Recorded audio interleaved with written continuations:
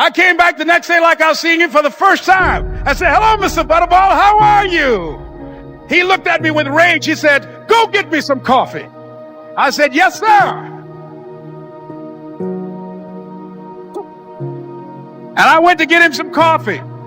After a while, I would get their lunch and dinner, and I would go in the control rooms and take the disc jockeys their food, and I would not leave until they would ask me to leave. Then they started trusting me to pick up entertainers that came to town. Entertainers like the Port Talks and the Temptations and Donna Ross and the Supremes. I would drive them all over Miami Beach in the disc jockeys, big long Cadillacs. I didn't have any driver's license, but I was driving like I had some. And one day, one Saturday afternoon, while I was at the radio station, a guy named Rock was drinking while he was on the air. I was the only one there, looking at him through the control room windows, walking back and forth, young, ready, and hungry. I was saying, drink, Rock, drink. Drink, Rock. I'd have gone to get him some more if he'd asked me to. Pretty soon the phone rang, and it was the general manager. And I answered the phone. I said, hello? He said, Les, this is Mr. Klein. I said, I know. He said, Rock can't finish his program. I said, I know. He said, would you call one of the other DJs in? I said, yes, sir. I hung the phone up. I said, now he must think I'm crazy. I called my mom and my girlfriend, Cassandra. I said, y'all turn up the radio and come out on the front porch. I'm about to come on the air. I waited for about 20 minutes. And I called him back. I said, Mr. Klein, I can't find nobody. He said, young boy, do you know how to work the controls? I said, yes, sir. He said, go in there and don't say nothing here. I said, yes, sir. I couldn't wait to get behind those controls. I put on an old Stevie Wonder record called Fingertips. I sat down behind that turntable. I said, look out, this is me, LB Triple P. Les Brown, your platter playing Papa. There were none before me, and there will be none after me. Therefore, that makes me the one and only. Young and single and love to mingle, certified, bona fide, indubitably qualified to bring you satisfaction, a whole lot of action. Look out, baby, I'm your love man. I was hungry. I was hungry. You gotta be hungry. You gotta be hungry.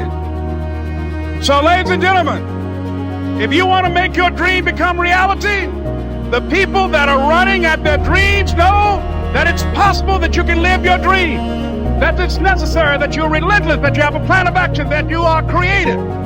The people that are living their dream are finding winners to attach themselves to. The people that are living their dreams are the people that know that if it's going to happen, it's up to them.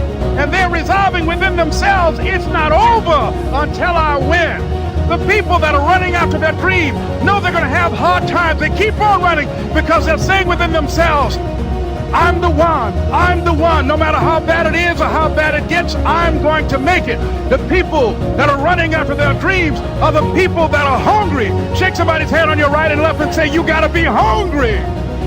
And here's what I will share with you, that in the process of working on your dreams, you are going to incur a lot of disappointment, a lot of failure, a lot of pain, a lot of setbacks, a lot of defeats. But in the process of doing that, you will discover some things about yourself that you don't know right now. What you will realize is that you have greatness within you.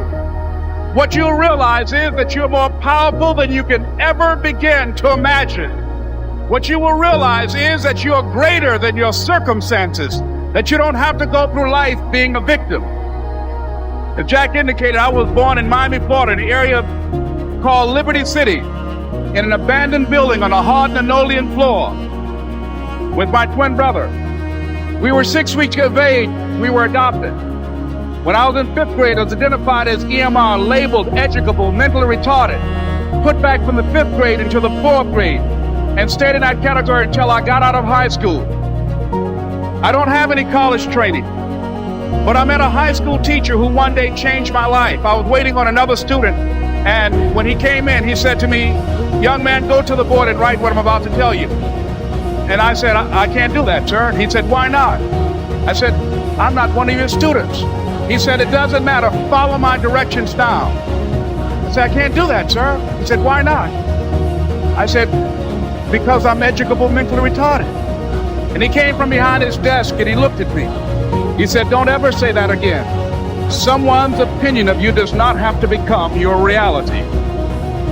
And that man, Mr. Leroy Washington, did something for me. He started planting seeds in my mind that enabled me to begin to dream, as Dexter has been doing for you. And ladies and gentlemen, I started working on my dream. And most people don't work on their dreams. Why? For many years I didn't. One is because of fear. The fear of failure. What if things don't work out? And the fear of success. What if they do and I can't handle it? The other thing is that most people, ladies and gentlemen, they get comfortable. They stop growing. They stop working on themselves. They stop stretching. They stop pushing themselves. And they end up becoming very cynical about life. And they throw in the towel on themselves and on their families and on their dreams. And the other thing is that most people don't feel worthy. What I'm doing now, I could have been doing years ago. But because I did not have a college education, because I didn't believe in myself, because I allowed other people's opinion of me to control my destiny, I didn't act on my ideas. So I applaud you for your dreaming, for your running toward your dream. I applaud you for believing in yourself, because that's what life is about, stretching and challenging, looking for ways that you can begin to improve yourself. And ladies and gentlemen, as a result of stretching out, of acting on my dream, and I don't know what that dream is for you, I can tell you that it's possible. And as you run towards your dream, I want to dedicate this to you that I love very much. I want to thank Dexter and all of you. It's something that I'm known by.